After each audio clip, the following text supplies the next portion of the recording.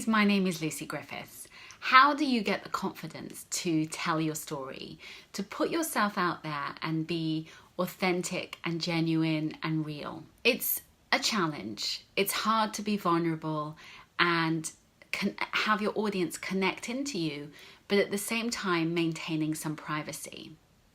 So I was just doing a webinar before and I talked a lot about my incontinence. And for me to talk about my incontinence was a deeply personal thing that I have struggled with since my son was born. And when it first happened, I couldn't really tell anyone about it. I was too embarrassed to even tell the nurse when I was in the hospital because it was a humiliating thing, like wetting yourself and peeing yourself every time you stand up is not something that you really want to admit to anyone, let alone a nurse or a stranger, or actually telling anyone on social media. And when I began to talk about it, and I started off by telling my husband, and then I started telling, other people, like, so my friends or people in what we call National Childbirth Trust, so my NCT kind of support network of other mums. So I started telling other mums and people like that. And then I began to get the confidence to actually talk about it with everyone.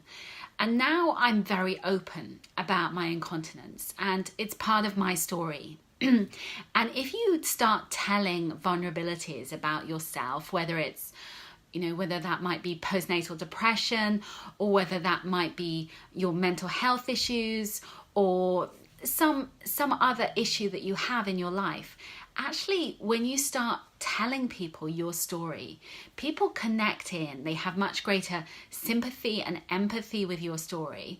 And also you might discover that there's a connection that you make that you wouldn't have made with that person if you didn't tell that story. And telling your story is really important because on social media, it is like, although we have this thing called social media, it's still the same connections that we have. When we lived before the days of internet and before the days of mobile phones, let's imagine we all lived in villages in the 19th century and we would have those connections with people around us in the village. And there would be some people where you would share a story and you'd connect into their story. And when you connect into them as a person through their story, through their pain, that's when you really make friendships. And it's exactly the same thing online. It's telling your story so that you can be vulnerable and so that people want to buy from you, so that they connect to you, they like you. And when they feel that they like you and trust you, then they will buy from you. But it's getting the confidence to tell your story. And it's not easy. I know I really struggled with telling some of my stories. And the more you tell your story, the more you just put yourself out there. So it is literally a case of like writing a blog post. And then it might be you do your blog post and then you do a Facebook Live and you start telling your story. And the more you do it, the easier it gets.